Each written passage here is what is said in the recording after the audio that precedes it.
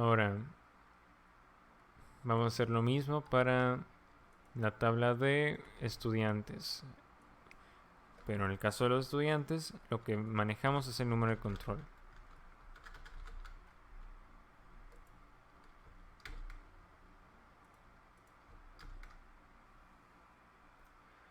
Muy bien, con eso estamos especificando la estructura de ambas tablas para nuestros modelos.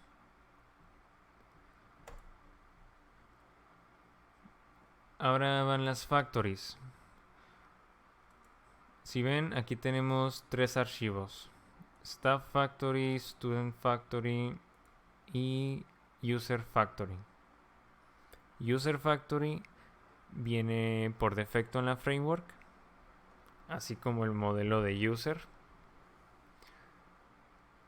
Y bueno, este Staff Factory, Student Factory se generó cuando yo mandé a crear el modelo de ambos tipos de usuario. Ahora, una factory es de hecho un concepto de patrones de diseño. Se trata de una clase a la cual le damos órdenes sobre cómo crear una instancia de otra clase. O sea, es una clase que construye a otra clase.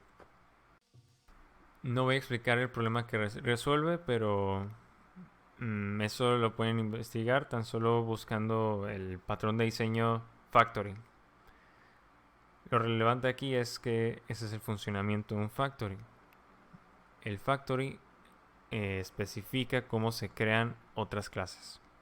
Ahora, este factory para el modelo de staff tiene que retornar un arreglo. O sea, todos los factories retornan arreglos. Y en el arreglo tenemos que especificar como llaves los nombres de las columnas en la tabla del modelo. Aquí tenemos pues el nombre. Y como valores tenemos que utilizar este argumento que se le pasa a la función anónima del archivo.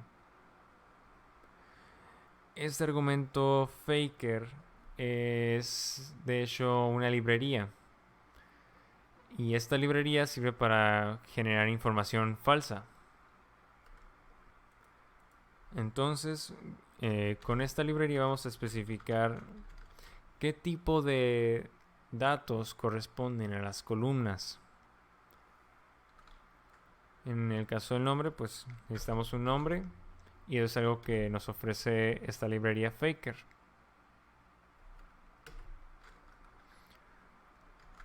Después tenemos los apellidos.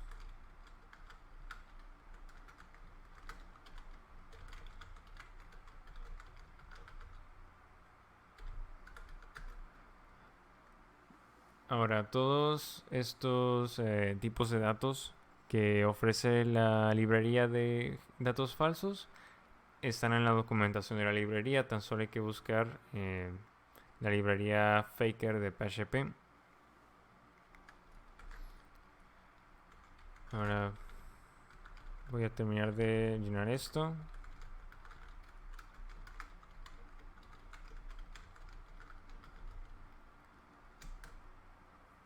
Y otro campo que tiene el personal es el RFC.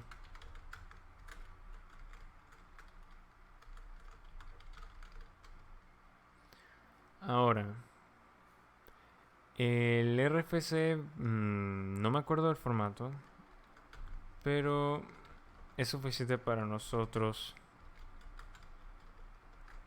especificar que queremos una serie de letras. Aquí utilizo este método Lexify para pasarle como argumento un formato para que se encargue de llenarlo con letras. Aquí le especifico el formato con signos de interrogación. Le voy a poner 6. Entonces todos estos signos de interrogación, cuando se esté generando esta información, en realidad van a ser letras. Por último tenemos la contraseña. Una contraseña en Laravel no se guarda en texto plano en la base de datos. Por defecto, la framework, cuando maneja la autenticación, lo que va a hacer es encriptar las contraseñas. Ahora, el método por defecto que utiliza Laravel para encriptar es el algoritmo bcrypt. Ahora, si ven, tan solo estoy escribiendo el nombre del algoritmo y lo estoy usando como si fuera una función. Esta función no está en PHP, pero la define Laravel de forma global. A esta función le damos como argumento la cadena que queremos encriptar, ¿no? En este caso la contraseña. Entonces vamos a utilizar Faker para que nos genere una contraseña. Con esto hemos especificado todas las columnas obligatorias de la tabla del modelo staff, es decir, el personal administrativo. Ahora pasamos lo mismo que hemos hecho aquí al factory del modelo student. La diferencia es que aquí vamos a especificar en lugar de un RFC el número de control del estudiante. Ahora un número de control son números, ¿no? Entonces vamos a utilizar otro método de Faker que es numerify. Y aquí, en lugar de signos de interrogación, vamos a utilizar los signos de gato, para indicar las posiciones en donde estarán los dígitos. Los números de control tienen 8 dígitos, así que aquí hemos puesto 8 símbolos de gato. Esta es la única diferencia que hay entre ambas factories. Entonces vamos a guardarlo así. Ahora que ya tenemos el factory de personal administrativo y de alumnos, vamos a pasar al siguiente concepto de base de datos, que es los seeders. Ahora bien, si las migraciones definen la estructura de la base de datos, los seeders van a definir los registros que hay en la base de datos, en las tablas. Fíjense, aquí tenemos un primer archivo que es database seeder. Este viene desde la caja. Aquí es donde mandamos a llamar a los otros seeders. Es decir, en este caso, esos otros dos archivos que están vacíos y se nos generaron cuando mandamos a crear los modelos. Ahora, dentro de los seeders, en este caso vamos a comenzar con staff seeder. Vamos ahora sí a utilizar los factories para llenar nuestra base de datos con información falsa, para que tenga un listado de personal administrativo, en este caso. Entonces vamos a utilizar el método factory. Fíjense, también es global y es declarado por Laravel. A estas funciones Laravel les llama helpers. Así es como las pueden encontrar en la documentación. Esos son funciones que ayudan en tareas comunes de Laravel para los desarrolladores. Te ahorran tener que importar clases y cosas por el estilo. Muy bien. Ahora, este método factory tenemos que darle como primer argumento el modelo que queremos generar. En este caso es el seeder de staff, así que vamos a utilizar el modelo de staff. Voy a importarlo.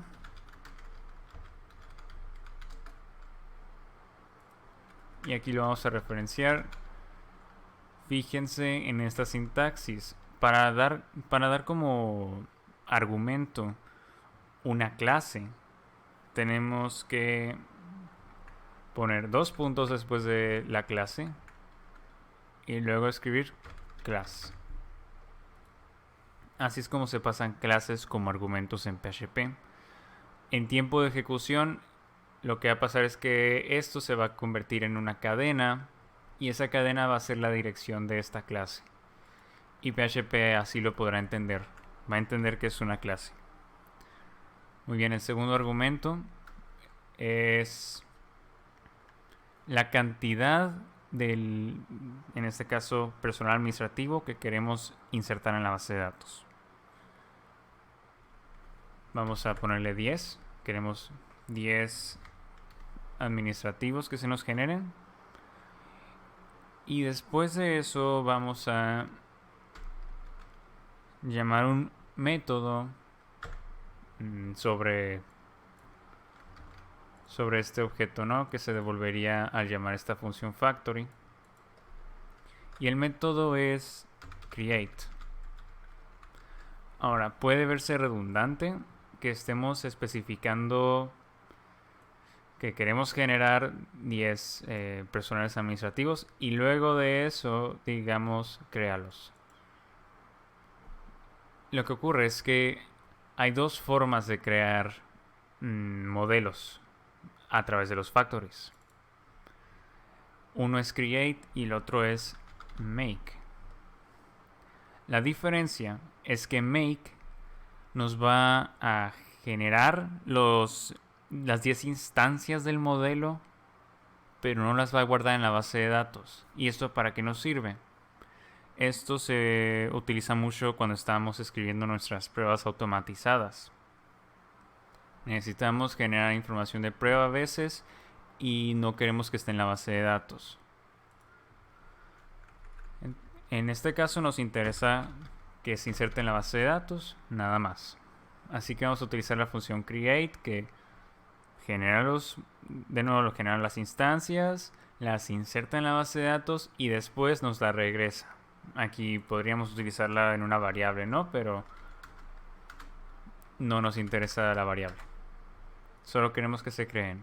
Ahora, antes de irnos de este seeder, para probar nosotros mismos el sistema, necesitamos un usuario con el cual entrar. Es decir, tenemos que conocer un usuario y una contraseña. Estos son datos autogenerados, aleatorios, y no los podemos predecir.